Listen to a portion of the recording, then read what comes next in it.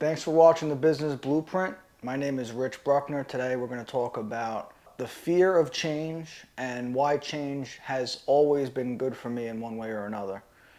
So, one thing that happens in every big change in life is that for most people, there's a sense of fear that comes with that change. Now, there's a lot of reasons for this, but a lot of it is really just fear of the unknown. So, I can give a couple of major examples, but really anytime that you've changed jobs, anytime that you've changed schools, I'm sure you can relate to that feeling of anxiety and not knowing what's coming next. So that's really what this is about, and that plays a huge role in business because when you go out into business for yourself, that is a true risk that you take. There's always that risk that you're not going to make a profit. There's always that risk that you're going to invest money, invest time, and you're going to lose all of that. So, so that's why when I look back at some of the significant changes in my life, so I'll go back to I was working as a sales rep for one company in particular, and when I started there, things were really good. There was a great environment there. Everybody was supportive. It just felt like the ideal place to work, and everybody was making money, everybody was happy. And things started to go downhill quickly. And they started to go downhill in such a way that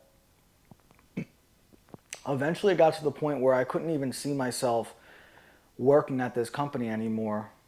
And so I started to look into different industries to get into, different jobs that I could take, and to the point where an opportunity came across for me to partner up with some of the other brokers and to help them start their own business.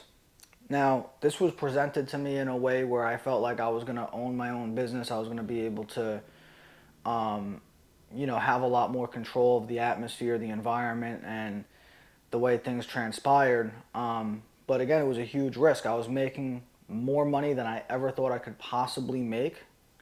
And I was going into the unknown. I was going into a brand new business where nothing was guaranteed.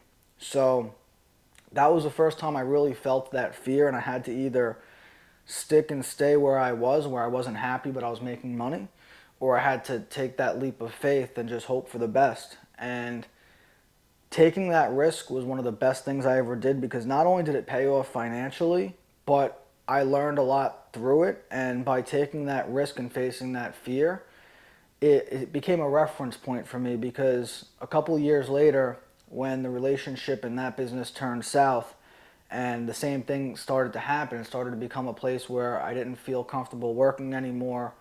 I didn't have the control that I thought I would have. I didn't have the title that I thought I would have.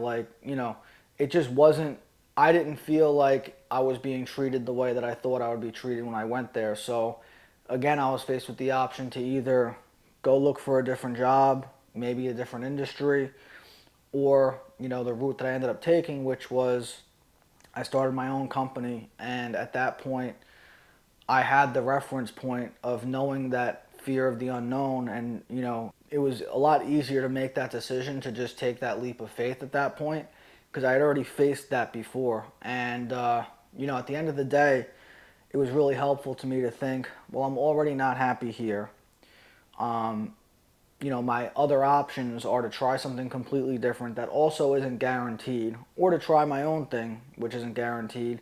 Either way, the way that I looked at it was if I try to do my own thing and it doesn't work out for me for any reason, I could always go take that other job in another industry or whatever else I was, debating on doing.